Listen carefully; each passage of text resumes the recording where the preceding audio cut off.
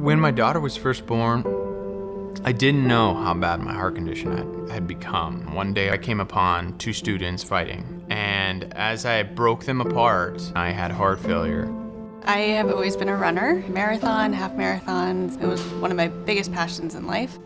I started getting numbness and tingling in my legs. So I came into Sulpizio, and from the echo, it turned out that I had an aneurysm in my ascending aorta. At the time, I was being treated at Temecula Valley Hospital. I started meeting some of the UCSD staff, which surprised me. At a hospital in Temecula Valley, somebody from San Diego was going to be there.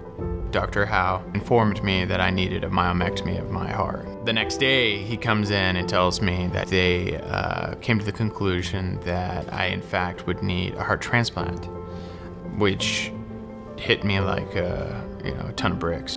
Getting that news is kind of, you hear it, but you don't really hear it. You don't really understand what's happening, and you don't think of heart issues as affecting me. Being in your 20s, knowing that you're gonna have a different heart, someone's gonna take yours out, it was a bit of a shock.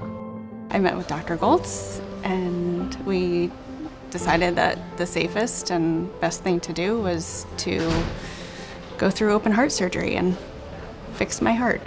So the aneurysmal dilatation is when the aorta enlarges. It's a process that has many causes, but the end result is quite terrible if left untreated. He was explaining everything in medical terms, and I think at some point he saw my face and he looked at me and he said, okay, it's basically like you have a garden hose and your garden hose is bulging, and I'm just gonna go in there and I'm gonna duct tape it and you're gonna be fine.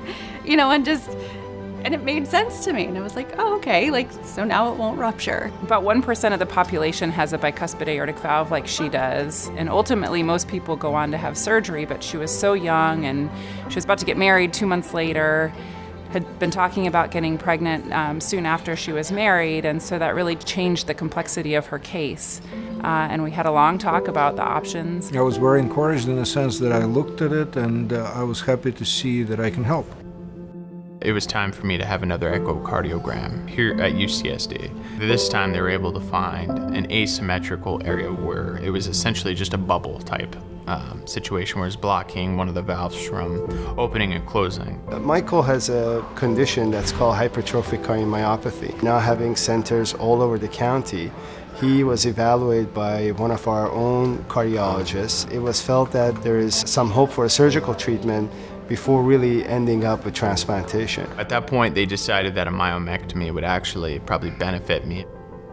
The incision was just amazing. He did perfect. He was able to get all of the thickness in my left ventricle out without cutting into my electrical system, which was a miracle. We were able to proceed with surgery and had a very successful result, and I'm really hoping that we have delayed potential transplantation for him for many, many years to come.